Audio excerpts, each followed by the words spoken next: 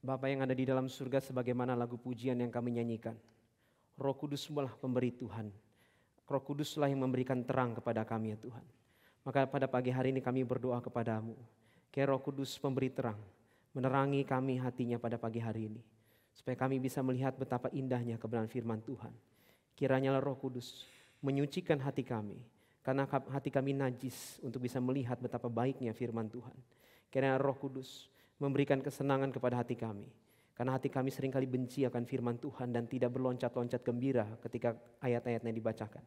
Dan kiranya Roh Kudus, Roh Ilahi menetap di hati kami, supaya pada pagi hari ini Tuhan, kami bisa merenungkan tentang Injil Tuhan, dan kami bisa melihat betapa indahnya semua itu. Karena kalau tidak ada Roh Kudus, Injil Tuhan adalah kebodohan di mata kami. Tuhan kiranya mengaruniakan kasih karunia daripada Roh Kudus, mengubahkan hati kami. Karena pada pagi hari ini ya Bapa, kami hanya ingin fokus kepada Injil Tuhan. Sebagaimana 507 tahun yang lalu di Wittenberg terjadi reformasi, seorang bapak-bapak memperjuangkan Injil Tuhan Yesus. Maka pada pagi hari ini juga ya Tuhan, merayakan itu semua. Kami hanya ingin merenungkan Injil Tuhan dan dampak daripada anugerah Injil itu kepada kami semua ya Tuhan. Dan kiranya Engkau bergerak dan menyentuh hati kami semua. Khususnya pakailah hamba-Mu bejana yang terlalu kotor ini ya Tuhan. Supaya bisa menunjukkan keindahan Tuhan, kemuliaan Tuhan, dan ketidakterbatasan kasih Tuhan kepada kami semua. Karena pada pagi hari ini kami tidak ingin merenungkan apa yang harus kami lakukan, tapi pada pagi hari ini kami mau merenungkan apa yang Tuhan sudah lakukan di dalam hidup kami. Kiranya Tuhan memimpin kami satu persatu, termasuk hamba-Mu yang menjelaskan kebenaran yang terlalu indah ini. Di dalam nama Tuhan Yesus, biarlah mereka yang punya telinga mendengar, mereka yang punya mata melihat, dan mereka punya yang hati dibukakan oleh Tuhan. Amin. Jemaat yang dikasihi Tuhan, mari kita membuka Titus pasal yang kedua. Mari kita buka Injil kitab Titus pasalnya yang kedua. Sebelum kita membaca, saya harus mengumumkan, pertama-tama Pendeta Anton tidak bersama dengan kita pada pagi hari ini karena beliau melayani di Kota Pekanbaru. Mari kita juga jangan lupa mendoakan pelayanan beliau. Nanti pukul jam 9 akan memimpin kebaktian 1 di PRI Pekanbaru. Dan nanti siang KU2 akan ada KU2 pengkhotbahnya berbeda. KU2 pengkhotbahnya adalah Pendeta Ivan Kristiono, seorang yang begitu dipakai oleh Tuhan dan salah satu penerus daripada gerakan kita. Jemaat dikasihi Tuhan, saya percaya Pendeta Ivan Kristiono punya khotbah jauh lebih bagus daripada saya. Karena itu jemaat dikasihi Tuhan, setelah datang KU1, datang KU2, dikasihi Tuhan ya. Supaya kita hidupnya dilimpahi oleh kebenaran firman Tuhan. Buat apa dengar muridnya kalau ada gurunya, betul nggak? Nah jemaat yang dikasihi Tuhan, tapi kita percaya Alkitab itu penuh dengan kuasa. Makanya itu saya mengundang Bapak Ibu juga jangan lupa ajak teman-teman Anda datang KU2 atau Anda sendiri datang KU2 ya. Nah sekarang kita akan baca Titus pasal yang kedua. Kita akan merenungkan eksposisi Alkitab dari ayat 11 sampai ayat yang ke-15. Ada dua perikop Titus yang terkenal akan isi Injilnya. Yang pertama adalah Titus pasal 2 ayat 11 sampai 15. Yang kedua adalah Titus pasalnya yang ketiga ayat yang ke-5 sampai ayat yang ke-7. Nah sekarang kita akan merenungkan ayat 11 sampai ayat yang ke-15. Saya akan membacakan yang ganjil. Jemaat yang di sini tolong membacakan ayat yang genap dengan keras dan sopan di hadapan Tuhan. Sekali lagi, Titus pasal yang kedua ayat 11 sampai 15. Saya akan membacakan ganjil. Jemaat tolong bacakan ayat yang genap. Demikianlah kebenaran Injil Tuhan. Karena kasih karunia Allah yang menyelamatkan semua manusia sudah nyata.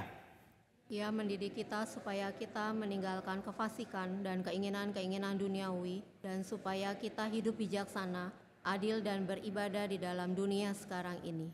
Dengan menantikan penggenapan pengharapan kita yang penuh bahagia dan pernyataan kemuliaan Allah yang Maha Besar dan Juru Selamat kita, Yesus Kristus. Yang telah menyerahkan dirinya bagi kita untuk membebaskan kita dari segala kejahatan dan untuk menguduskan bagi dirinya suatu umat, kepunyaannya sendiri yang rajin berbuat baik. Beritakanlah semuanya itu, nasihatilah dan yakinkanlah orang dengan segala kewibawaanmu. Janganlah ada orang yang menganggap engkau rendah. Kita baca ayat 14 sekali lagi pada hitungan yang ketiga. 1, 2, 3. Yang menyerahkan dirinya bagi kita untuk membebaskan kita dari segala kejahatan dan untuk menguduskan bagi dirinya suatu umat, kepunyaannya sendiri yang rajin berbuat baik. Jemaat dikasihi Tuhan, sebelum kita mendalami ayat ini, saya mau mengajak kita melihat konteks. Jangan lupa di dalam membaca surat-surat di dalam Alkitab, konteks is the king. Konteks adalah raja di dalam kita mau mengerti isinya. Bukan berarti dia raja di atas segala raja, bukan. Tetapi untuk memahami teks, kita harus mengerti konteksnya. Jemaat yang kasih Tuhan, surat Titus dikirimkan kepada seorang pendeta yang bernama Titus. Siapakah Titus? Jemaat kasih Tuhan, ini saya mau perlihatkan juga kepada Anda sebelum kita mengeksposi sebagian daripada ayat ini. Coba kita lihat Titus pasal 1 ayat yang keempat. Inilah Titus itu. Titus pasal 1 ayatnya yang keempat. Kepada Titus, anakku yang sah menurut iman kita bersama. Kepada Titus, anakku yang sah menurut iman kita bersama. Apa ciri Titus yang bisa Anda lihat di sini? Yang pertama adalah Titus, kemungkinan besar para penafsir setuju, dia diinjili langsung oleh Rasul Paulus dan bertobat. Karena itu Paulus mengatakan kalimat di sini, anakku yang sah. Jadi ini murid Paulus sendiri. Langsung murid dari Rasul Paulus, jemaat Tuhan. Dan bahkan Titus dikenal oleh para penafsir sebagai man of grace. Seorang yang dipenuhi oleh anugerah Allah. Sampai-sampai Paulus pernah mengatakan ini mengenai Titus. Coba kita buka ayatnya. 2 Korintus 7 ayatnya yang ke-6. Kita baca 2 Korintus pasalnya yang ke-7 ayatnya yang ke-6. 2 Korintus pasal yang ke-7 ayatnya yang ke-6. Kita baca bersama-sama pada hitungan yang ketiga. 1, 2, 3. Tetapi Allah yang menghiburkan orang yang rendah hati telah menghiburkan kami dengan kedatangan Titus. Ini orang yang luar biasa. Kenapa sekalian? Kehadirannya bawa berkat. Kehadirannya mau berkat. Di mana dia pergi, anugerah Allah ada di situ. Di mana dia pergi ada berkat Allah di situ. Bahkan salah satu teks di 2 Korintus, Paulus mengatakan, aku sampai ke Toras, tetapi aku pergi dari sana karena hatiku tidak damai sejahtera. Kenapa hatiku tidak damai sejahtera? Karena Titus tidak ada di situ. Makanya seorang penafsir mengatakan Titus ini man of grace. Orang yang penuh dengan anugerah Allah. Karena di mana dia hadir, berkat Allah ada di situ. Dalam artian tentu bukan dalam spirit karismatik. Tetapi berkat rohani Allah yang membawa damai sejahtera dan kepenuhan karunia Allah bersama dengan dia dan menjadi berkat di mana-mana. Satu pertanyaan sebelum kita masuk teks ini jemaat Tuhan. Kalau Anda di dalam dunia kerja, kalau Anda di dalam dunia bisnis, kalau Anda di dalam dunia keluarga, semua orang yang di sana melihat wajah Anda itu bawa berkat atau bawa sial. Bahwa wajah Anda itu bawa berkat atau bawa dosa. Jangan-jangan Anda di kantor dan termasuk saya sendiri. Kita di mana-mana kita pergi jemaat Tuhan. Kalimat kita bukanlah Injil. Kalimat kita bukanlah berkat. Tapi kalimat kita isinya adalah kesialan, penistaan, penghinaan, penggosipan, dan kemunafikan. Tapi Titus, dia adalah man of blessing and man of grace. Di mana dia ada di situ, anugerah Allah ada di situ. Jemaat kasih Tuhan, ini adalah pendeta yang sangat besar. Tetapi dia punya gereja yang diserang oleh ajaran sesat. Apakah ajaran sesat itu? Coba kita buka Titus pasal yang pertama. Kita buka Titus pasalnya yang pertama, ayat yang ke-10. Di sini Paulus memberikan tanda ada ajaran sesat yang menyerang gereja Titus. Kita baca bersama-sama. 1, 2, 3. Karena sudah banyak orang hidup tidak tertib, terutama di antara mereka yang berpegang pada hukum sunat. Dan omong yang sia-sia, mereka yang menyesatkan pikiran. Lalu ayat yang ke-14, dan tidak lagi mengindahkan dongeng Yahudi, hukum-hukum manusia yang berpaling dari kebenaran. Jemaat kasih Tuhan, makanya Scott McKnight, penafsir yang paling hebat di dalam hal kitab Titus pernah mengatakan seperti ini. Dari 2 ayat ini kalau kita baca, ajaran sesat apa yang dalam kitab Titus? Legalism. Legalism, yaitu apa? Selamat karena perbuatan baik, masuk surga karena taat. Aku berubah makanya aku diterima Tuhan. Ajaran yang mengatakan kalau anak kecil rajin berdoa, anak kecil rajin baca Alkitab, anak kecil rajin sekolah minggu, maka dia disayang Tuhan. Ada lagu sekolah minggu kayak begitu enggak? Ada ya? Itu lagu harus tobat dimaksud Tuhan. Anak sayang Tuhan adalah anak yang rajin berdoa, anak yang rajin ke sekolah minggu. Kalau itu lagu benar, itu anak yang hilang, mati. Jemaat kasih Tuhan. Dan inilah konteks Titus. Gereja yang diserang oleh legalisme. Tetapi di situ ada man of grace namanya Titus. Dan jemaat Tuhan, kenapa Titus hidupnya sangat diberkati oleh Tuhan? Kenapa Titus hidupnya menjadi berkat di mana-mana? Karena Titus pasal 2 ayat 11 sampai 14. Inilah ajaran yang Paulus pernah ajarkan kepada Titus, diingatkan kembali kepada Titus jemaat Tuhan. Dan kita akan dalami ayat yang pertama, ayat yang ke-11. Izinkan saya dengan hormat membacakan sekali lagi. Titus pasal yang kedua, ayat yang ke-11. Titus pasal yang kedua, ayat yang ke-11. Pada pagi hari ini kalau waktu mengizinkan, saya akan membagikan 4 kebenaran mengenai anugerah. Sekali lagi, kalau waktu mengizinkan, pada pagi hari ini saya akan membagikan 4 kebenaran mengenai anugerah. Karena pendeta Anton meminta saya berkhotbah tentang sola gratia. Perlu diingat, kita sedang merayakan daripada reformasi. 31 Oktober 1517 di Wittenberg ada seorang Martin Luther yang memacul di depan pintu gereja 90 tesis untuk menyerang gereja Katolik, jemaat sekalian Tuhan. Dan dia mengingatkan kepada kita satu hal yang paling penting, sola gratia. Jadi khotbah kita pada hari ini Pak Anton minta menekankan semua karena anugerahnya. Sola gratia. Perhatikan ayat yang ke-11, saya bacakan bagi kita semua. Karena kasih karunia Allah yang menyelamatkan semua manusia sudah nyata. Sekali lagi.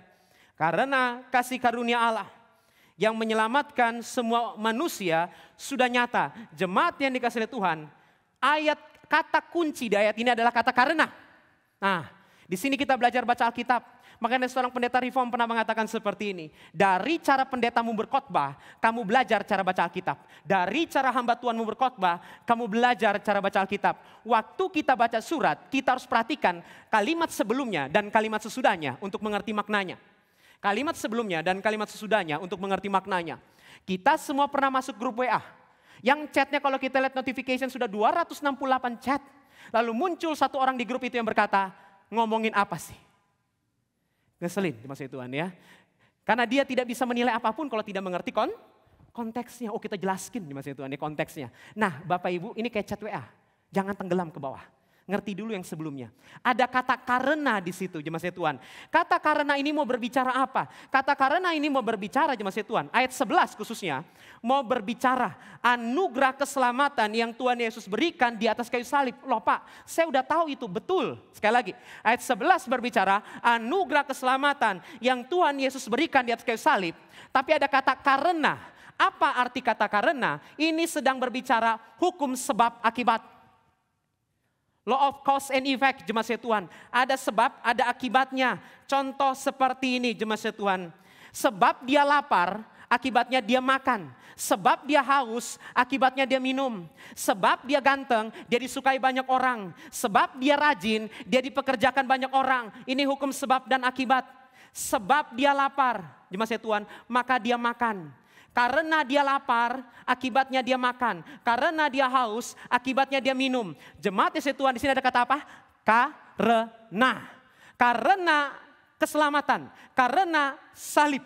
Karena anugerah di atas kayu salib. Akibatnya apa? Akibatnya bukan ayat 12 sampai 14. Bukan, sekali lagi. Karena salib, karena keselamatan, akibatnya bukan ayat 12 sampai 14. Karena salib, akibatnya adalah ayat 1 sampai 10. Ayat 1 sampai 10. Nah, kita nggak ada waktu buat baca semua ayat itu. Tapi kita baca perikopnya sama-sama. Kita baca perikopnya sama-sama. Judul perikopnya saja, yaitu Titus 2 ayat yang pertama, ada perikop di atasnya. Kita baca sama-sama pada hitungan yang ketiga. 1, 2, 3. Kewajiban orang tua, pemuda, dan hamba. Jemaat dikasihi Tuhan, ayat yang pertama sampai ayat yang ke-10 berbicara tentang apa? Ayat yang pertama sampai ayat yang ke-10 berbicara tentang kewajiban-kewajiban orang Kristen. Ayat yang kedua berbicara tentang orang Kristen wajib mempunyai kehormatan, kesopanan, kebijaksanaan. Titus 2 ayat yang ketiga berbicara tentang orang Kristen wajib punya penguasaan diri. Titus 2 ayat yang keempat mengajarkan orang Kristen rajin mendidik kerohanian. Ayat yang kelima mengajarkan orang Kristen menjaga kekudusan. Ayat yang keenam mengajarkan orang Kristen sekali lagi penguasaan diri. Ayat yang ketujuh mengajarkan orang Kristen untuk teladan. Ayat yang ke-10 mengajarkan orang Kristen rajin memuji dan memuliakan nama Tuhan. Tetapi yang gila adalah ini. Tetapi yang luar biasa adalah ini. Ketika kita baca ayat 1 sampai 10. Kalau kita ada di dalam gereja-gereja yang sesat, maka dia akan mengajarkan kepada kita seperti ini. Kalau kamu lakukan ayat 1 sampai 10, maka kamu akan diselamatkan. Betul tidak? Kalau kamu lakukan ayat 1 sampai 10, maka kamu akan diselamatkan. Kalau kamu kudus, kalau kamu punya penguasaan diri, kalau kamu taat Tuhan, kalau kamu cinta Tuhan, maka kamu akan diselamatkan. Ini yang terjadi di banyak gereja-gereja ajaran palsu. Makanya Bapak Ibu wajib ikut KK regional. Saya pergi KK regional sudah lebih dari 30 kali. Dan Bapak Ibu yang dikasihi Tuhan, bahkan ada penatua di sini lebih banyak daripada saya. Lalu waktu saya pergi ke sana, 8 dari 10 sekolah kalau saya tanya, bagaimana cara masuk surga? Semua 8 sekolah itu akan menjawab, rajin berbuat baik. Sesat tidak ini? Rajin berbuat baik. Pernah saya sampai satu sekolah, saya tanya kepada dia, bagaimana cara masuk surga? Anak-anaknya diam. Bagaimana masuk surga? Anak-anaknya diam. Tiba-tiba gurunya pakai penggaris yang panjang. Masih ingat pengalaman buruk itu, jemaat Tuhan? Penggaris matematika itu begitu panjang, ternyata bukan untuk menggaris bujur sangkar, tapi untuk memukul bujur kita, jemaat Tuhan. Lalu jemaat Tuhan, dia punya penggaris yang begitu panjang. Dia maju ke depan, dia pukul ke meja. Lalu guru itu berkata, anak-anak, masa gini aja nggak tahu? Saya dalam hati, puji Tuhan. Gurunya mau mengkoreksi ajaran sesat ini.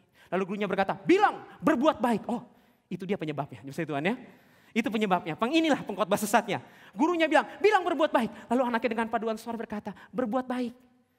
Jemaat dikasihi Tuhan ya, ajaran-ajaran sesat mengajarkan, ini yang berkembang di dalam ajaran daripada kitab Titus. Kalau engkau rajin berbuat baik, maka engkau diselamatkan. Ayat 1-10 itu kumpulan perbuatan baik, itu collection of good works. Tetapi what the radical, apa yang berbeda? Apa yang membedakan Kristen dari agama lain adalah ayat 11. Dia mau mengatakan apa? Rajinlah berbuat baik, bukan supaya dapat kasih karunia. Rajinlah berbuat baik, bukan supaya diselamatkan. Tetapi apa? Rajinlah berbuat baik karena. Sekali lagi jemaat Tuhan. Rajinlah berdoa bukan supaya diberkati. Rajinlah berdoa bukan supaya dapat kasih karunia. Bukan rajinlah jaga kekudusan supaya diselamatkan. Tetapi ayat ini mengajarkan apa? Rajinlah berbuat baik karena kasih karunia Allah nyata kepada semua umat manusia. Karena kasih karunia Allah nyata kepada semua umat manusia. Di sini Paulus menentang ajaran sesat yang mengajarkan ketaatan manusia mendatangkan keselamatan. Tetapi Paulus mengajarkan karena kamu sudah diselamatkan, maka datanglah ketaatan. Karena kamu sudah diselamatkan, maka datanglah ketaatan, jemaat Tuhan. Inilah kebenaran yang saya ingin bagikan kepada jemaat yang ada di sini. Yang pertama, kebenaran mengenai anugerah, yaitu adalah apa? Ketaatan karena anugerah. Obedience by grace alone. Obedience by grace alone. Semua karena anugerahnya. Kalau kita taat, kalau kita rajin berdoa, kalau kita doa syafaat 7 jam, kalau kita doa syafaat 4 jam, itu bukan karena kita orang hebat, tetapi karena Allah yang hebat. The power of Christ compel us. Karena kuasa Kristus menekan hati kita dan mengarahkan hati kita untuk berdoa. Dan jemaat dikasihi Tuhan, inilah ciri daripada Rasul Paulus. Ini adalah ciri dari Rasul Paulus. Di dalam semua kitab Rasul Paulus, dia mengajarkan ketaatan. Tetapi sebelum mengajarkan ketaatan, dia mengajarkan anugerah Allah. Sebelum dia mengajarkan ketaatan, dia mengajarkan anugerah Allah. Saya kutip beberapa kitab-kitabnya. Gak usah dibuka, saya bacakan kepada Bapak Ibu di sini, supaya kita tidak membuang waktu banyak. 1 Korintus 1 ayat 4, Paulus mengatakan, aku senantiasa mengucap syukur kepada Allahku, karena kamu atas kasih karunia Allah yang dianugerahkannya kepada kita.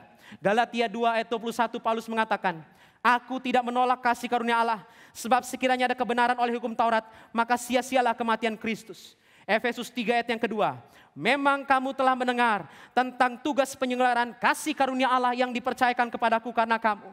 Lalu Kolose 1 ayat yang ke-6, yang sudah sampai kepada kamu, Injil itu berbuah, berkembang di seluruh dunia. Demikian juga di antara kamu, sejak waktu kamu mendengarnya, mengenal kasih karunia Allah.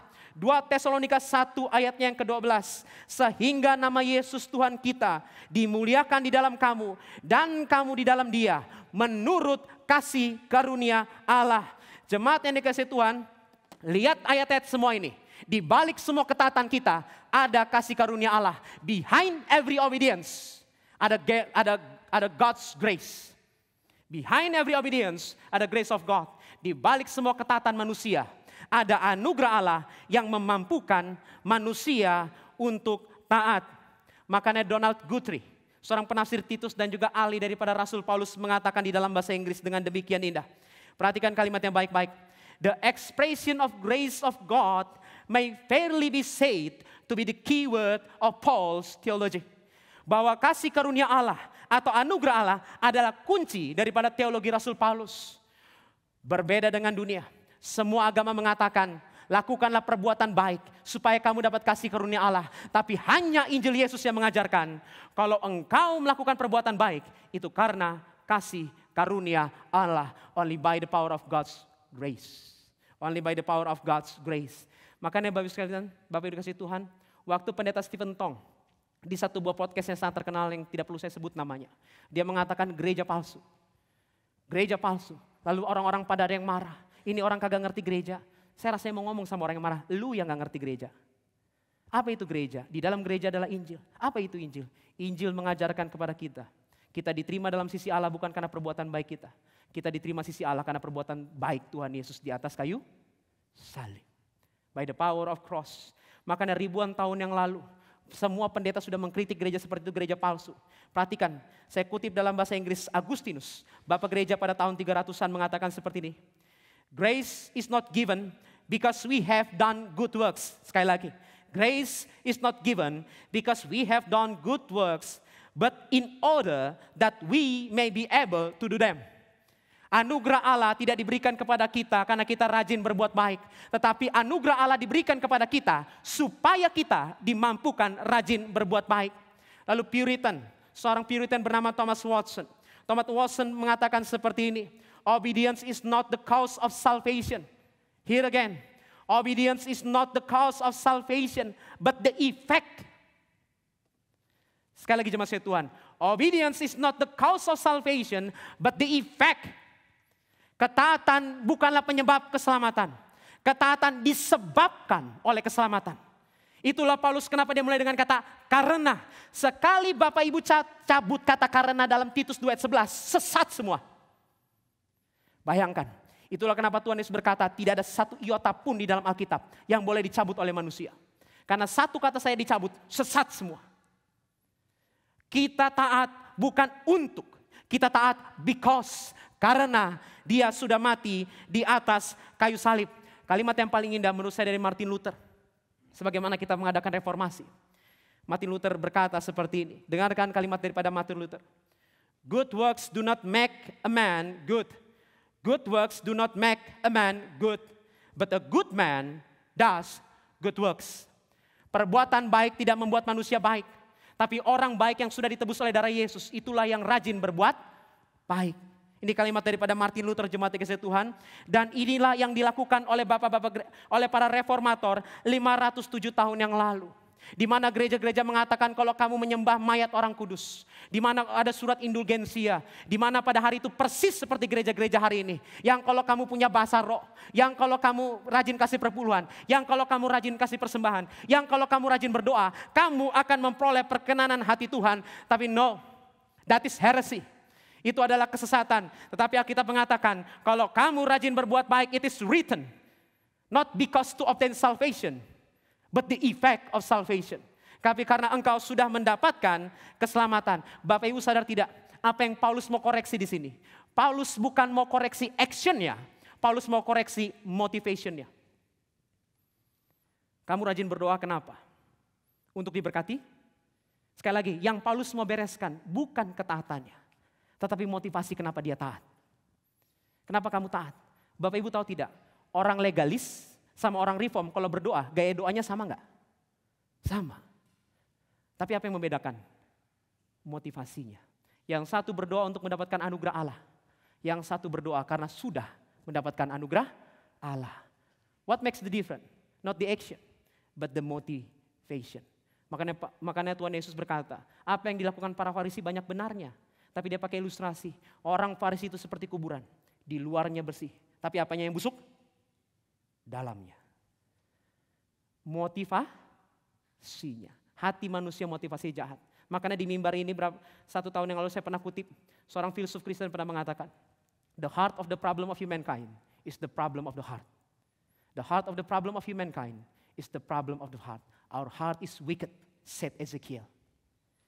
Hati kita itu najis, seperti apa yang ada tertulis. Jemaat kasih Tuhan, ada satu buah ilustrasi yang sangat indah. Saya pernah menyampaikan ini di PA Pemuda waktu saya masuk ke sini. Kalau Bapak pernah dengar, saya yakin ini maknanya begitu dalam. Tapi Bapak dengarkan baik-baik. Suatu hari jemaatnya dikasih Tuhan, suatu hari ada seorang anak-anak. Dia pengen minta kepada mamanya, Ma, boleh tidak aku beli mobil radio kontrol? Mama bilang, enggak boleh nak. Kalau gitu gimana mah? Doa saja sama Tuhan. Tapi aku tidak bisa berdoa mama. Coba nonton di TV, banyak pendeta itu.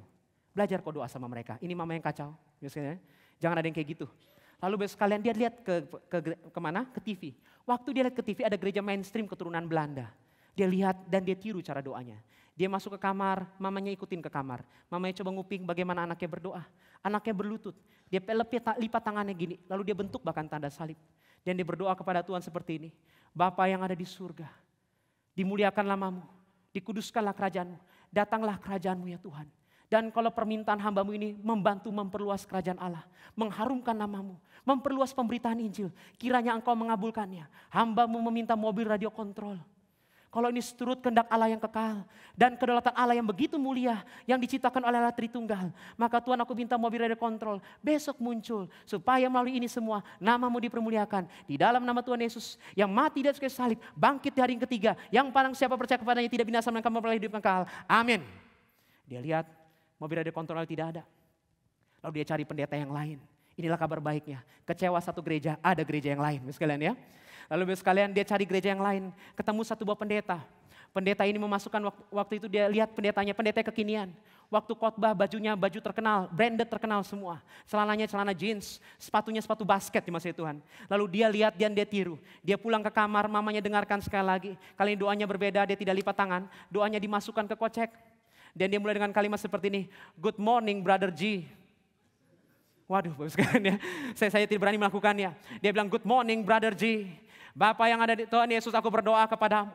Bukankah Alkitab mengatakan kami adalah kepala bukan ekor. Kami anak raja. Tuhan aku deklarasikan dengan iman. Biarlah roh surga berguncang. Bayangkan. Dia ancam surga sekalian. Kalau tidak dikabulkan 7 skala tektonik gempak di surga. Biarlah surga berguncang ya Tuhan. Kata Bapak Pendeta, deklarasikan dengan iman. Dan aku berdoa dengan iman di dalam nama Tuhan Yesus. Besok aku akan dapat mobil radio kontrol. Dan kata pendeta kalau doa harus spesifik. Bahkan kalau perlu pegang. Tadi sebelum pulang showroomnya sudah saya pegang. Dan itu bentuk mobil radio kontrolnya harganya 2 juta. Merek Tamiya, modelnya off-road, warnanya merah. Ku deklarasikan dengan iman. Di dalam nama Yesus. Kata Bapak Pendeta tahun ini adalah tahun tuayan. Banyak kan ya kayak gitu ya. Amin. Besok pagi dia jam 7 pagi, itu mobil roda kontrol tidak ada. Kebetulan mamanya seorang gereja Katolik, punya patung Bunda Maria. Lalu anaknya ngambil patung Bunda Maria, pergi ke hutan samping rumahnya dengan patung Bunda Maria. Lalu dia balik dari hutan tanpa patung Bunda Maria. Mulailah the missing case of Mary, di masa Tuhan. Lalu mamanya bingung, kemana patung itu pergi? Lalu anak itu berdoa sekali lagi dan mamanya penasaran dan doanya seperti ini.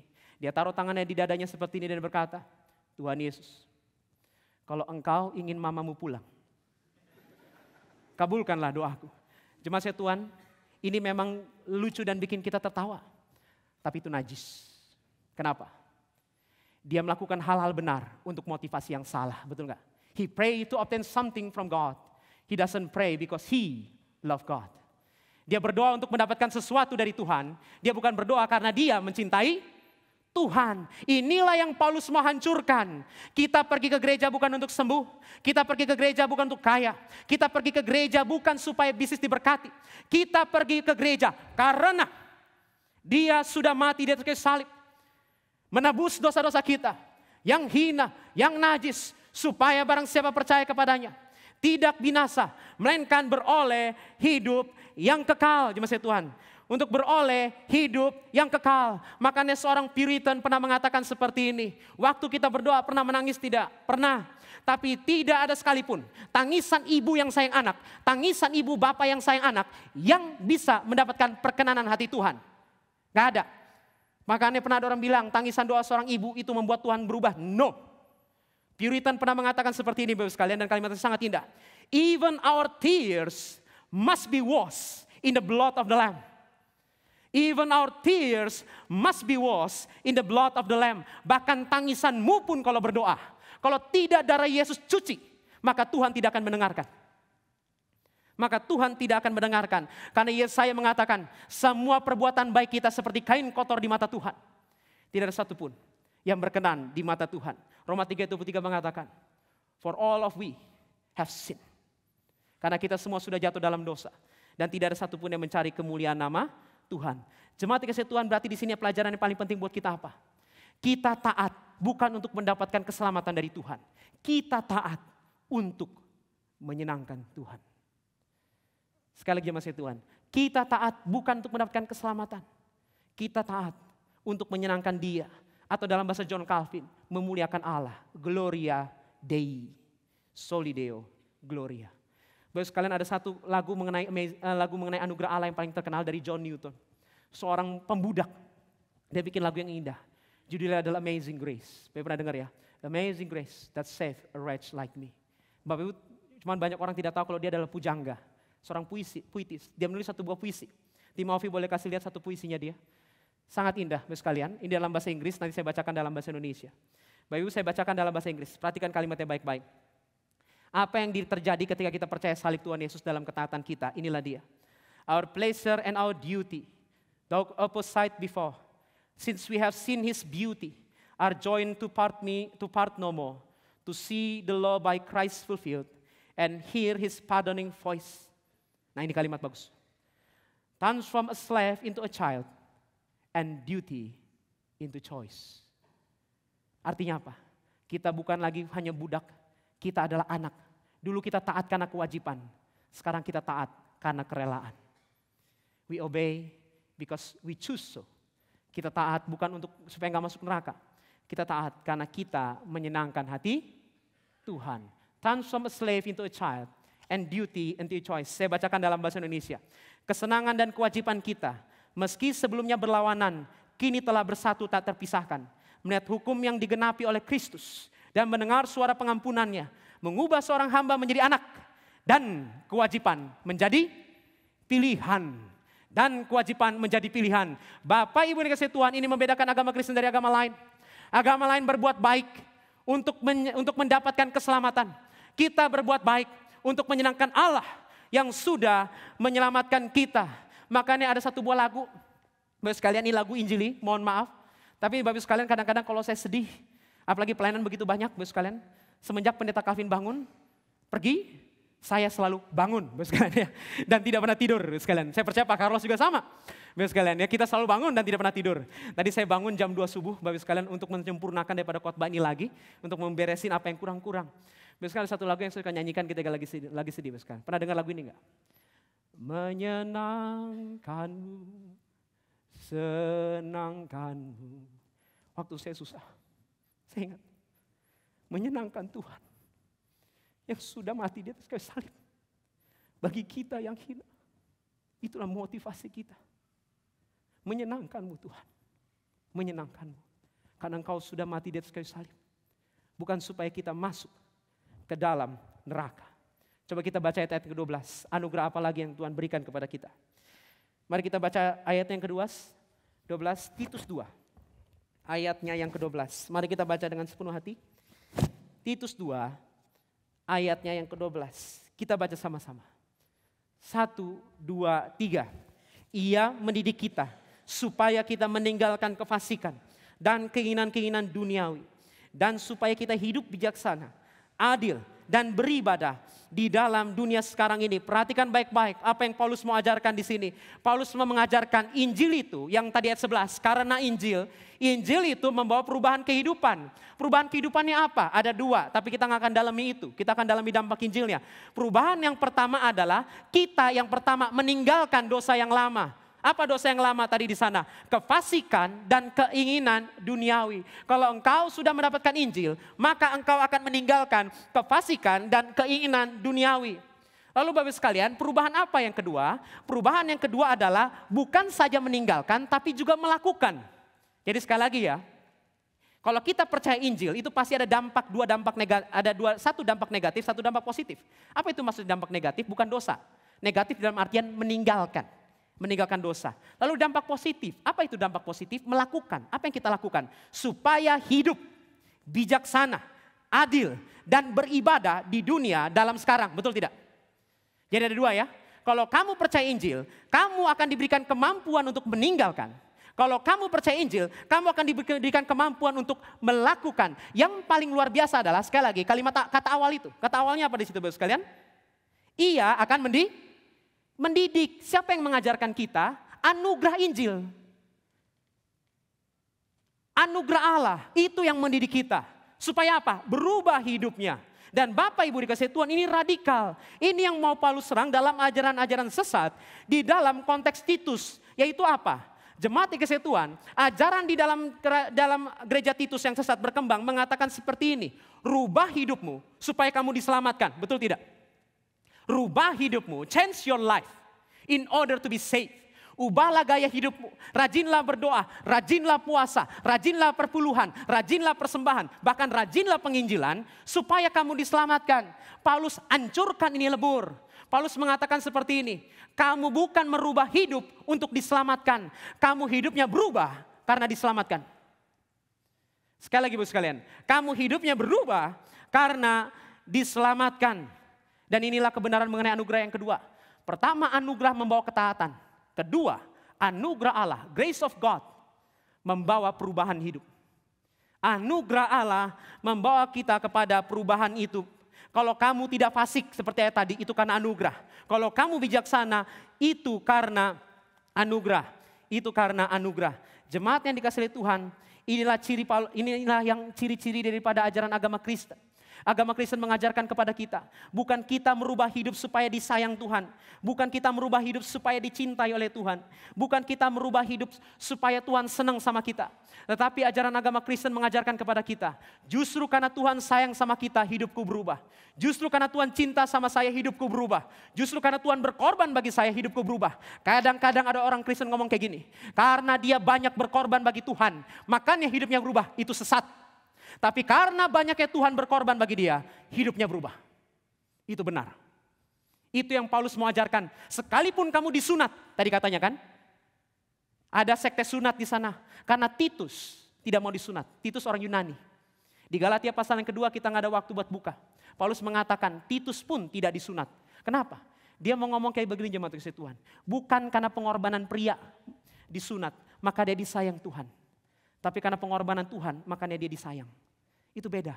Bukan karena apa yang kita lakukan bagi Tuhan, maka Tuhan sayang kita. Tapi karena apa yang sudah Tuhan lakukan di atas kayu salib, makanya dia sayang kita. Bapak sekalian, jadi sekali lagi, apa ajaran yang mau diajarkan Paulus di sini? Bukan rubah hidupmu supaya Tuhan sayang sama kamu.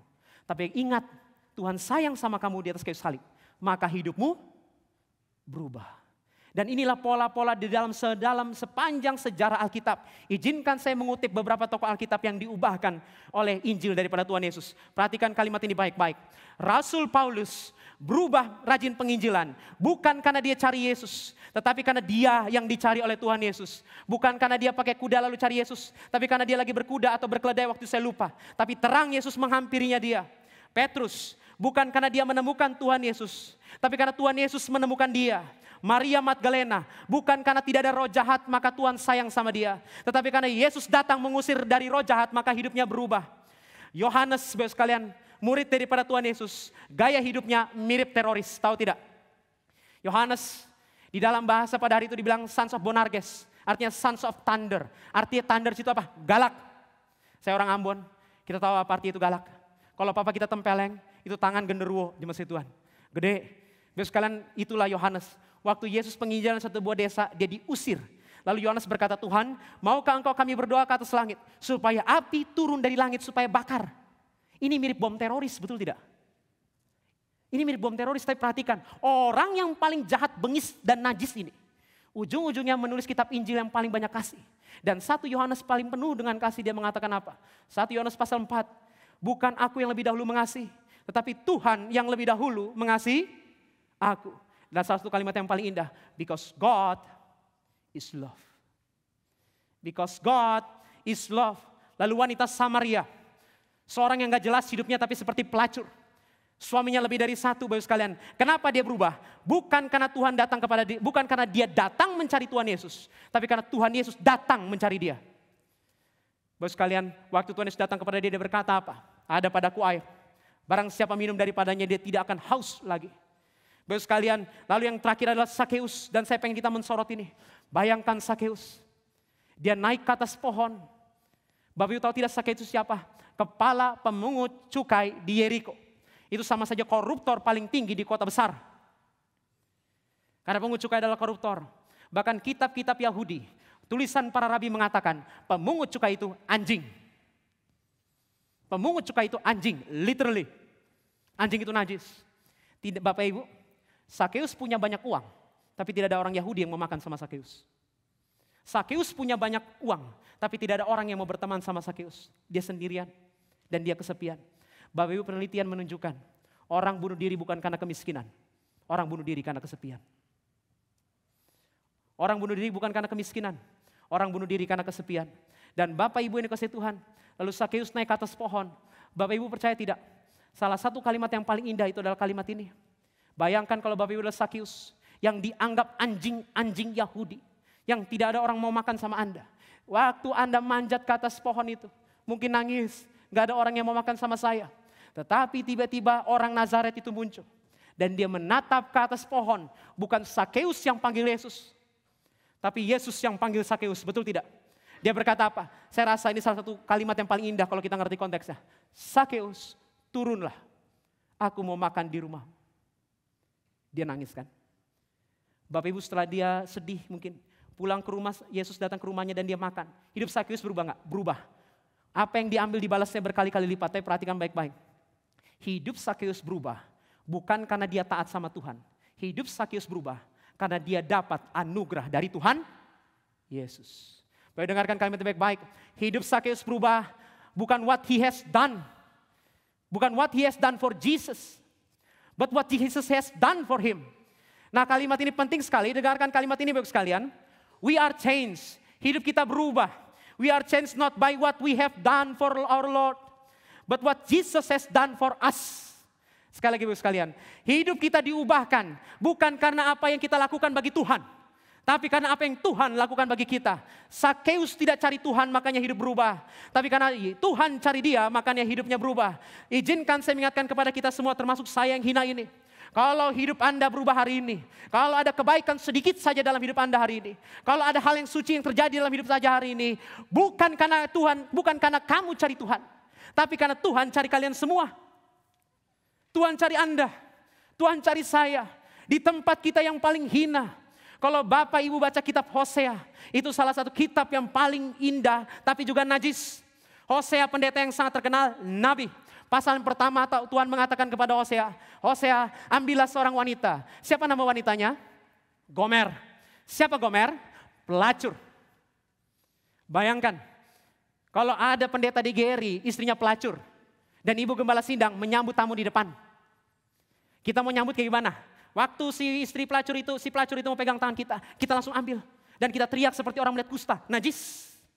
Nanti ibu-ibu dan bapak-bapak satu hati. Kita sebarkan di Instagram. Bayangkan, ada pendeta menikah sama pelacur, betul nggak? Itu bos sekalian, kita bagi orang Ambon, Manado, itu mantap itu bos sekalian ya. Itu gosok-gosok terus itu bos sekalian kan. Nah, jemaat kasih Tuhan itu gosip. Nanti muncul di Lambe Turah bos sekalian kan. Pendeta menikah sama pelacur di Jakarta. Itu Gomer. Hosea menikah sama pelacur. Kenapa? Hosea tanya, Tuhan kenapa aku menikah sama pelacur? Bos sekalian, ketika dia menikah sama pelacur, dia punya anak. 2 anak ya dikasih nama begini. Pertama, Lo Ruami, yang artinya tidak ada Allah. Ketiga, Lo Ruamah, artinya tidak ada pengampunan Allah. Karena Israel sudah melacur dengan Allah yang lain. Jadi kalau Hosea tanya, Tuhan kenapa aku menikah sama pelacur? Tuhan mengatakan begini, karena umatku pelacur. Umatku berzina dengan uang. Umatku berzina dengan lawan jenis.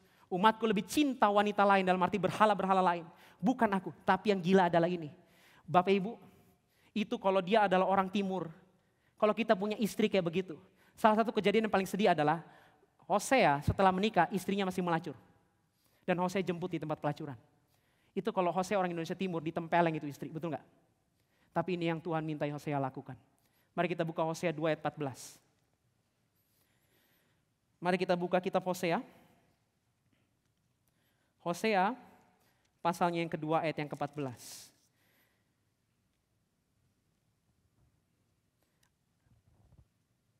Ayat yang ke-13, mohon maaf ayat yang ke-13. Kita baca sama-sama. 1, 2, 3. Sebab itu sesungguhnya aku ini akan membujuk dia dan membawa dia ke padang gurun dan berbicara menenangkan hatinya. Ayat 15, 1, 2, 3. Maka pada waktu itu, demikianlah firman Tuhan, engkau memanggil aku suamiku dan tidak lagi memanggil aku Baalku. Jemaat Tuhan, apa yang Hosea Tuhan suruh lakukan? Ini. Jangan tempeleng istrimu, panggil dia pulang. Sekali lagi ya. Jangan tempeleng istrimu Hosea, jangan tempeleng Gomer, panggil dia pulang. Kenapa? Karena Gomer adalah gambaran kita semua. Kita melacur dengan berhala kita masing-masing, betul tidak? Bayangkan, Hosea datang ke tempat pelacuran. Mungkin ini imajinasi saya, mohon maaf. Dia buka kamar itu, depan matanya dia lihat istrinya melacur dengan pria lain. Hancur hati kita sebagai suami? Hancur kan? Itulah hancurnya hati Tuhan melihat Anda melacur dengan berhala. Hancur. Waktu Hosea melihat Gomer kayak begitu, Tuhan suruh apa? Hosea disuruh ngomong kayak gini. Bukan ditempeleng. Dia bilang apa? Pulang. Pulang. Akulah suamimu dan kaulah istriku. Akulah suamimu dan kaulah istriku. Dia tidak tempeleng. Dia panggil pulang. Ini lebih gila daripada kisah anak yang hilang, betul gak? Istri yang hilang, masih Tuhan. Anak masih kita cari. Istri kalau udah begini kita buang, betul kan? Tapi Tuhan bilang apa? Pulang. Dan ketika Gomer pulang, hidupnya berubah. Bukan karena Gomer cari Tuhan, tapi Tuhan yang cari Anda dan saya. Amin. Jemaat yang dikasihi Tuhan, sekali lagi, kebenaran Alkitab ini mengajarkan kepada kita, we are changed not by what we have done. We are changed but by what Jesus has done. Nah, saya mau kutip satu buah kalimat dari seorang teolog bernama James Hefley. Seorang pendeta bernama James Hefley. Mohon maaf, sekali lagi saya ucapkan, mohon maaf, kutipan ini sangat panjang. Dalam bahasa Inggris, tapi saya terjemahkan ke dalam bahasa Indonesia. Bapak Ibu, bagi saya kutipan yang terlalu indah kayak begini kalau saya potong, itu tidak melakukan keadilan bagi Roh Kudus bekerja di dalam dia waktu itu. Nah, Bapak perhatikan kalimatnya baik-baik. Bagaimana seluruh dunia berubah, bukan karena dunia ikut Tuhan, tapi karena Tuhan mengasihi dunia ini. Perhatikan baik-baik, saya bacakan kalimatnya daripada James Hefley. Dia dalam kutipan ini, dia menyimpulkan dampak kehidupan seluruh hidup Tuhan Yesus. Dengarkan kalimatnya. Pasang hatimu baik-baik. Inilah seorang pria yang lahir di sebuah desa Nazaret yang terpencil. Anak dari seorang wanita petani. Ia bekerja di bengkel kayu hingga usia 30 tahun. Dan kemudian selama 3 tahun ia menjadi pengkhotbah keliling. Ia tidak pernah menulis buku. Ia tidak pernah memegang jabatan. Ia tidak pernah memiliki rumah. Ia tidak pernah memiliki keluarga. Ia tidak pernah bersekolah di perguruan tinggi. Ia tidak pernah dapat S1, S2, apalagi S3. Ia tidak pernah menginjakan kaki di kota besar. Ia tidak pernah berpergian lebih dari 200 mil tempat di mana ia dilahirkan. Ia tidak pernah melakukan satu hal pun yang biasanya diidentikan dengan kebesaran. Ia tidak memiliki kredensial selain dirinya sendiri dan kesaksian dirinya sendiri. Ia tidak memiliki hubungan dengan dunia ini selain kekuatan telanjang dari keilahiannya. Saat masih muda, arus opini publik berbalik melawannya. Ia diserahkan kepada musuh-musuhnya. Ia menjalani pengadilan yang penuh ejekan dan tidak adil. Ia dipaku di salib di antara dua penjahat perampok yang najis. Para algojo mempertaruhkan satu-satunya barang miliknya, yaitu kain pakaiannya, dan dirobek-robek dan dibagikan di bumi saat dia sedang sekarat. Ketika ia mati, ia diambil dan diletakkan di sebuah kubur pinjaman karena belas kasihan seorang kaya. Begitulah kehidupan anak manusia ini. Ia bangkit dari kematian. 19 abad telah berlalu. Dan hari ini ia adalah pusat peradaban manusia dan pemimpin dari kolom kemajuan. Saya tidak berlebihan ketika saya mengatakan bahwa semua tentara yang pernah berbaris, semua angkatan laut yang pernah berlayar, semua parlemen yang pernah duduk, semua raja yang pernah memerintah, jika digabungkan tidak pernah mempengaruhi kehidupan manusia di bumi ini seperti pengaruh kehidupan Tuhan Yesus di atas kayu salib. Bapak Ibu sekalian, hidup kita berubah bukan untuk diselamatkan, tetapi karena kita diselamatkan, hidup kita berubah. Itulah kenapa Injil dikatakan sebagai good news, evangelion dalam bahasa Yunani-nya. Bapak Ibu sekalian, Injil itu adalah good news. Injil itu bukan good advice. Injil itu bukan nasihat yang baik. Injil itu kabar baik. Apa bedanya good news sama good advice di masa Tuhan? Good advice mau mengajarkan kepada kita, you need to do something. Itu good advice. Tapi good news mengajarkan kepada kita, someone has done something for you. Nasihat yang baik mengajarkan kepada kita, kamu harus melakukan ini dan itu. Tetapi kabar baik mengajarkan kepada kita, seseorang sudah melakukan sesuatu bagi kamu. Jemaat dikasihi Tuhan, perhatikan baik-baik. Inilah pendidikan Kristen yang paling tepat. Mengubah kehidupan orang bukan dengan ketaatan firman. Mengubah hidup orang karena apa yang Tuhan Yesus lakukan di atas kayu salib. Barang siapa taat, barang siapa berubah bukan karena salib. Dia legalistik. Dia legalistik di masa Tuhan. Barang siapa rajin berdoa supaya Tuhan memberkatinya dia dengan berkat keselamatan atau anugerah Tuhan. Dia legalistik. Itu yang mau Paulus mau ajarkan di sini. Bapak Ibu perhatikan baik-baik, kita berubah karena apa yang sudah Tuhan lakukan di atas kayu salib. Kita berubah karena pengorbanan. Bisa nggak? Berubah karena pengorbanan Tuhan Yesus? Bisa. Saya akan tutup poin kedua ini dengan kisah nyata. Dulu saya pelayanan di dekat ITB. Bapak Ibu tahu anak-anak ITB, saya pernah kasih tahu kepada Anda, hidupnya itu di ambang-ambang batas, bagaikan telur di ujung tanduk kalau soal uang. Saya tanya anak ITB, pagi makan apa? Nutri Jelly Drink. Kalau siang Indomie, malam Promak. Ibu sekalian ya, supaya nggak sakit mah. Lalu saya tanya sama dia, hidup susah ya? Iya susah Pak. Terus ada satu anak ITB saya ingat sekali, dia nggak pernah sungguh-sungguh ikut Tuhan dan nggak pernah rajin belajar. Males sekali. Dia nggak pernah kerjain tugas di sekolah. Nah ini buat Anda orang tua termasuk buat saya. Inilah kunci gospel centered education. Dengarkan baik-baik. Baik sekalian anak ini nggak mau rajin belajar. Kadang-kadang anak kita ya, tadi pagi dia rajin belajar, sore udah main game, betul nggak? Wah ini kok hilang cepet banget ya. Lalu baik sekalian ya, akhirnya anak ini berubah. Tahu nggak kenapa dia berubah? Jadi suatu hari besok dia ada ujian. Udah tahu besok ujian dia udah melakukan namanya sistem yang paling terkenal dalam sejarah Indonesia.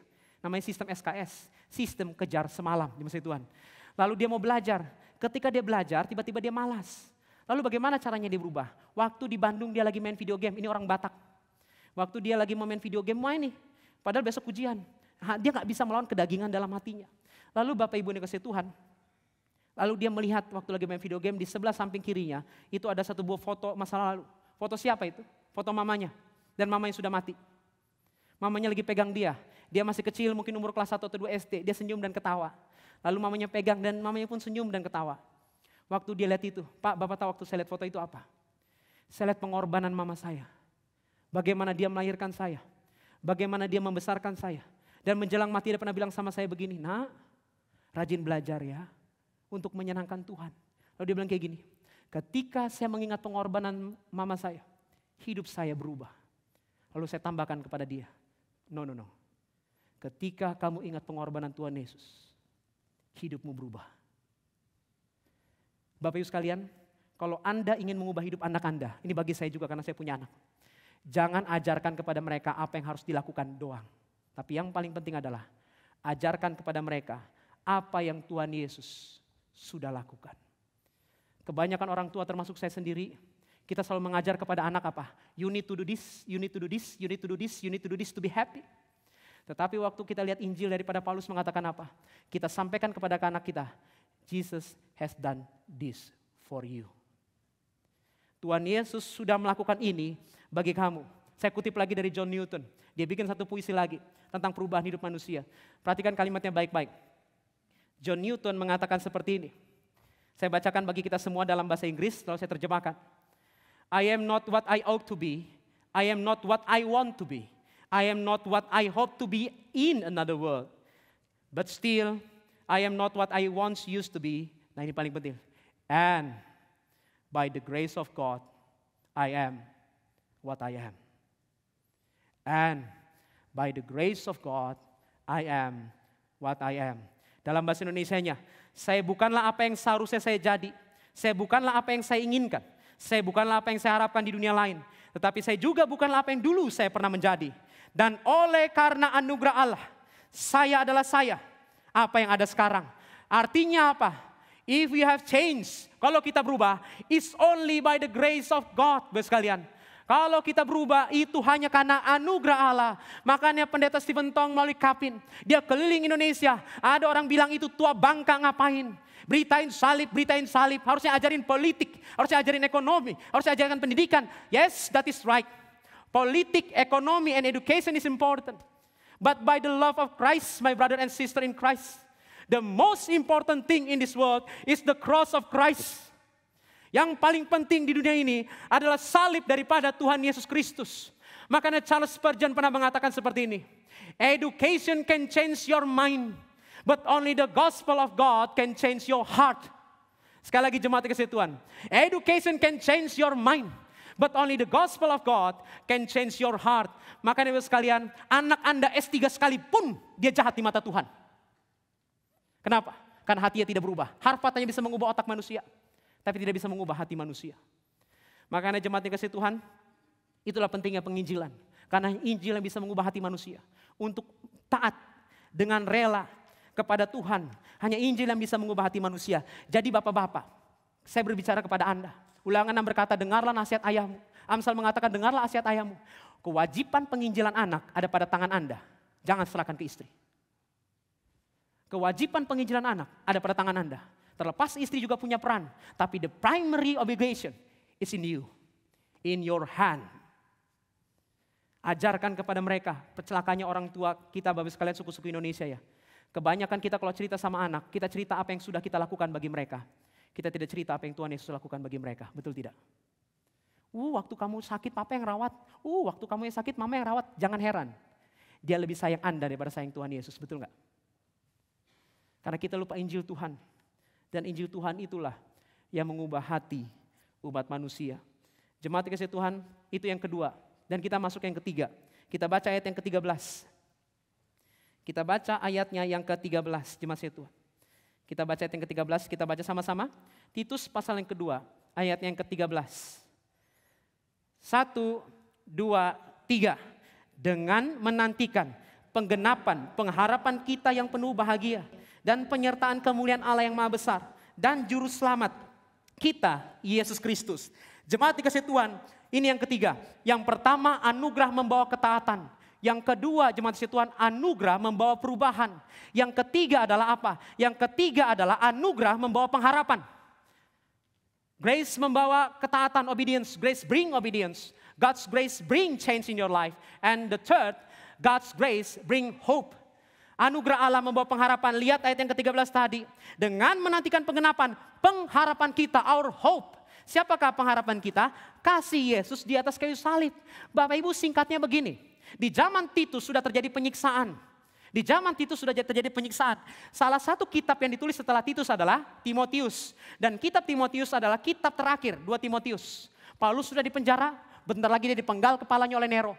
Dan pada hari itu orang Kristen sudah mengalami penyiksaan sedikit demi sedikit. Dan Bapak Ibu perlu ketahui, di tengah-tengah penyiksaan ini biasanya pengharapan orang hilang. Tapi Tuhan Yesus berkata kepada mereka apa? No, you have hope. You have hope. Nah, pengharapannya apa? Ayat 13 mengajarkan kepada kita jemaat Tuhan. Pengharapan kita adalah juru selamat kita, Tuhan Yesus. Bagian C. Itulah pengharapan kita. Juru selamat kita, Tuhan Yesus. Bapak Ibu, yang paling mengerikan di dunia ini adalah bukan cinta kita berubah sama Tuhan. Yang paling mengerikan adalah cinta Tuhan sama kita berubah. Betul tidak? Sekali lagi ya. Yang paling mengerikan adalah bukan saya tidak setia sama Tuhan, tapi Tuhan tidak setia sama kita. Celaka nggak itu? Celaka. Itu yang jadi concernnya Rasul Paulus. Jadi orang-orang Titus ini berkata loh, jemaat Titus, kami ini disiksa Pak. Kami ini mengalami pelecehan. Kami ini mengalami penistaan. Kami ini jangan-jangan tidak disayang Tuhan ya. Kami jangan-jangan dibuang ya sama Tuhan. Disitulah Paulus mengingatkan kepada mereka tidak. Kamu punya pengharapan di dalam Tuhan Yesus Kristus. Jemaat yang dikasihi Tuhan, saya baca Roma 8 ayat 38. Bagi kita 39.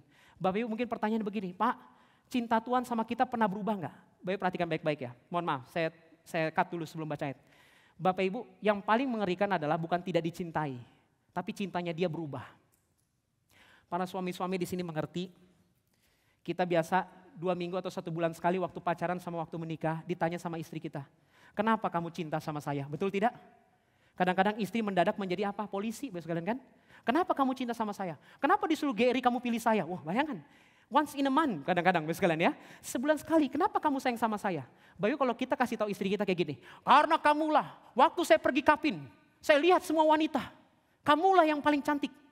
Kira-kira dia senang gak? Enggak. Bapak Ibu istri kita akan bilang kayak begini. Kalau saya tidak cantik lagi gimana? Kalau wajah yang kenceng ini keriput? Kalau perut yang kenceng ini sekarang bulet? Bagaimana?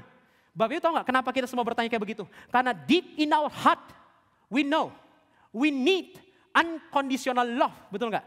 Kita membutuhkan cinta tanpa syarat. Cinta yang tidak berubah. Itu artinya cinta yang tidak berubah. Sekalipun aku jelek, sekalipun aku kritik, sekalipun aku keriput. Apakah cintamu padaku berubah? Betul. Tapi jangan harapkan itu pada suami dan istri. Karena suami dan istri tidak bisa diharapkan. Tapi Paulus mengingatkan bahwa hanya Yesus yang bisa diharapkan. Di mana? Roma 8 ayat 38 sampai 39. Izinkan saya bacakan buat kita semua. Sebab aku yakin bahwa baik maut maupun hidup, baik malaikat-malaikat maupun pemerintah-pemerintah, baik yang ada sekarang maupun yang akan datang, tidak ada sesuatu yang lain dalam seluruh ciptaan ini yang dapat memisahkan kita dari kasih Allah di dalam Kristus Yesus Tuhan kita. Because there is no power that separate God's love to us. Michael Reeves pernah mengatakan begini, banyak hal yang bisa memisahkan kasih kita kepada Tuhan, tapi itu bukan kabar baiknya.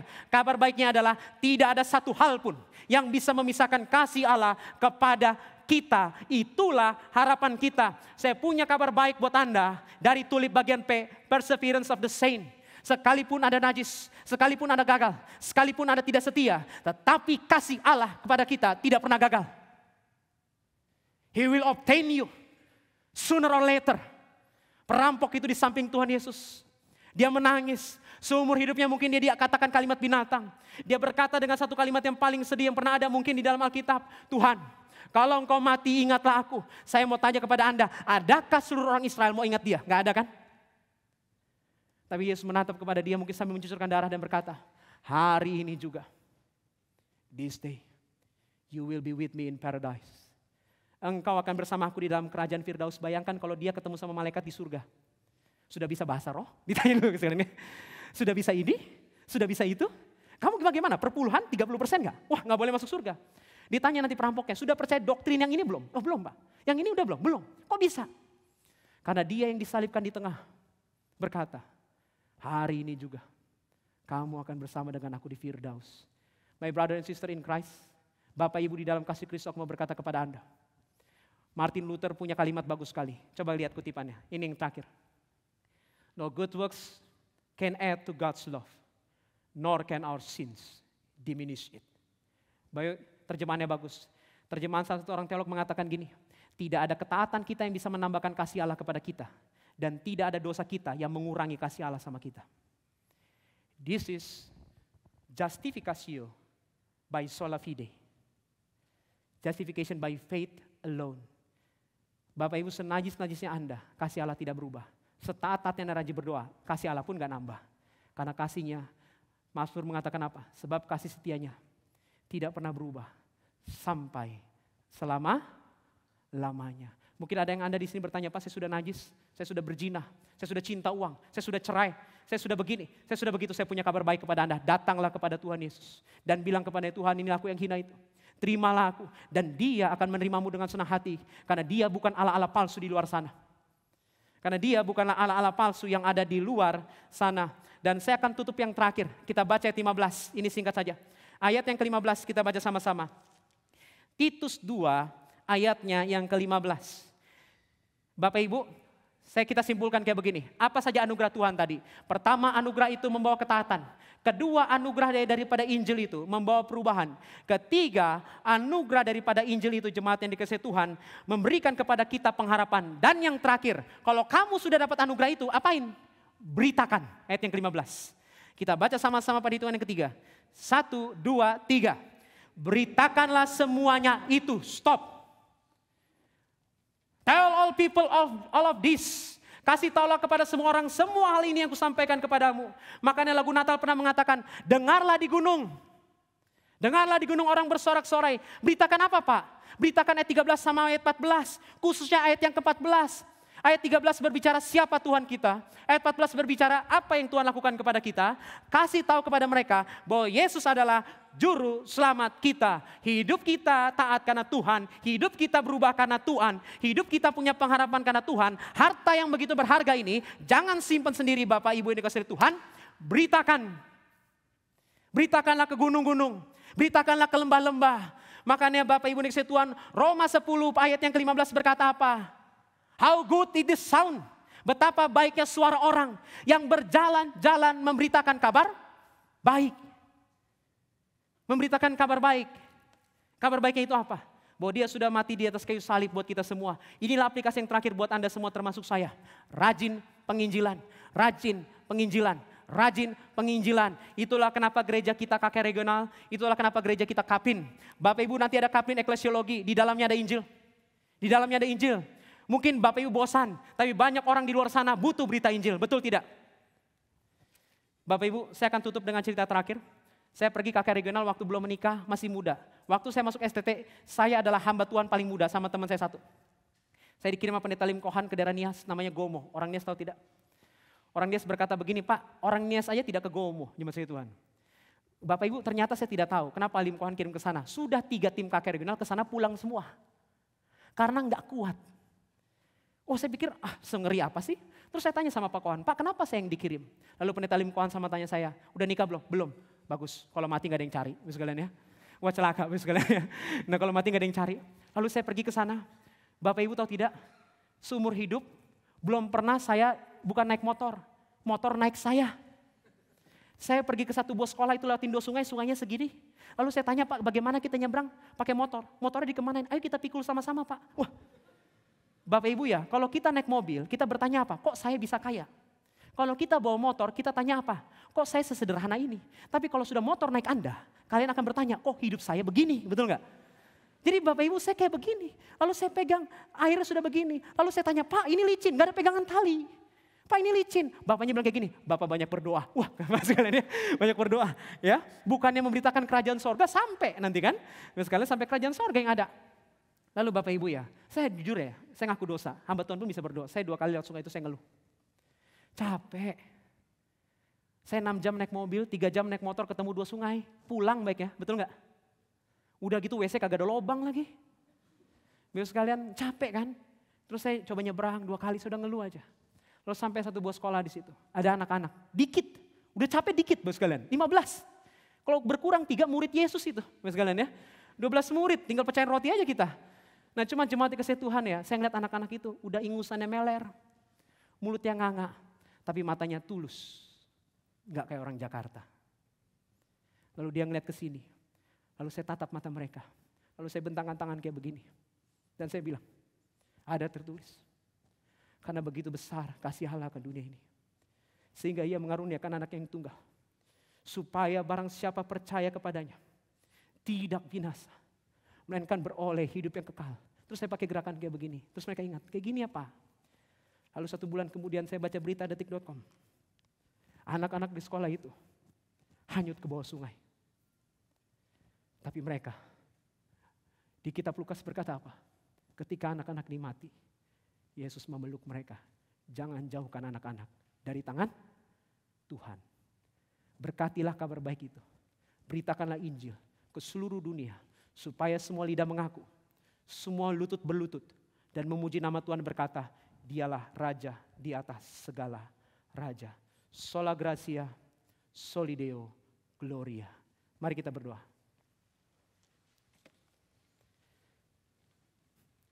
Bapa kami yang ada di dalam surga, aku berdoa di hadapan-Mu ya Tuhan. Kiranya Engkau memberikan ketaatan kepada gereja ini. Bukan supaya kami berkenan di mata Tuhan. Tetapi karena Injil Tuhan yang memperkenankan kami.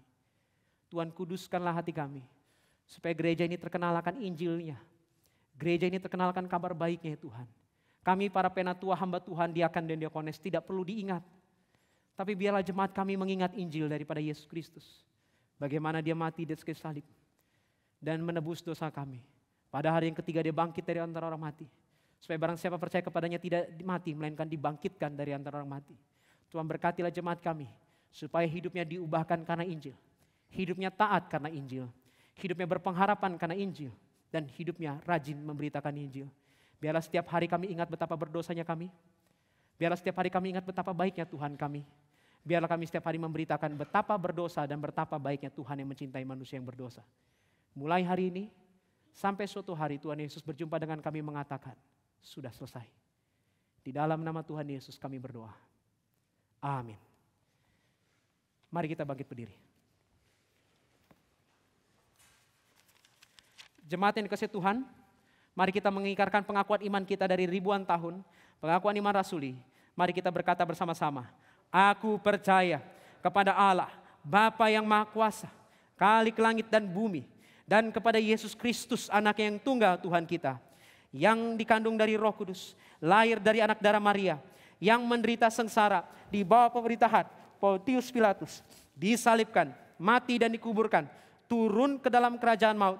Pada hari yang ketiga, bangkit pula dari antara orang mati, naik ke sorga, duduk di sebelah kanan Allah, Bapa yang Maha Kuasa, dan dari sana ia akan datang untuk menghakimi orang yang hidup dan yang mati. Aku percaya kepada Roh Kudus, gereja yang kudus dan am, persekutuan orang kudus, pengampunan dosa, kebangkitan tubuh, dan hidup yang kekal. Amin. Silakan duduk. Jemaat yang dikasihi Tuhan, ada berapa pengumuman yang saya perlu tekankan kepada Anda. Nanti akan diadakan Natal Pemuda dan Remaja. Kenapa ini yang diumumkan terlebih dahulu? Saya dititip pesan oleh Bapak Diaken karena inilah Natal yang paling awal, Pak. Nah, judulnya adalah Invasion of Light to Those in Darkness. Invasion of Light to those in darkness. Jadi Bapak Ibu, saya mengundangkan kita untuk menghumaskan kepada anak-anak muda dan anak remaja. Bapak Joshua nanti pada hari Natal itu mau ngapain? Beritain Injil. Enak ya? Kalian Bapak Ibu undang anak-anak remaja dan pemuda, nanti hamba Tuhan yang penginjilan. Jujur aja Bapak sekalian, Satuan Pendeta Reform pernah mengatakan ini pelayanan yang paling gak susah. Bapak Ibu yang ajak hamba Tuhan yang beritakan Injil, betul tidak? Nah karena ini Bapak Ibu sekalian, hal yang dibandingkan kalau Bapak Ibu berkhotbah di atas mimbar, ayo kita rajinkan humas. Ajak supaya banyak anak muda, mahasiswa-mahasiswa mendengarkan tentang terang yang menyerang kita yang di dalam kegelapan. Itu benar pakai bahasanya. Menyerang kita dalam kegelapan. Ini nanti dari kitab Yesaya. Invasion of light to those in darkness. Who those in darkness? We. Siapa yang menyerang kita? Allah. Nah mari kita mengundang anak-anak muda dan remaja. Dan karena ini adalah hari reformasi, ada buku yang akan dijual di bawah. Buku dari tentang John Calvin, Asal Usul dan Perkembangan Pemikiran Religiusnya. Dari Francis Wendell. Saya sudah baca bukunya, jemaat Tuhan. Mari kita baca buku ini sama-sama untuk mendalami bukan karena ajaran Calvin, tapi bagaimana Calvin bisa mengajarkan kebenaran firman Tuhan begitu limpah. Mari kita beli bukunya, akan dijual di stand Momentum yang ada di bawah.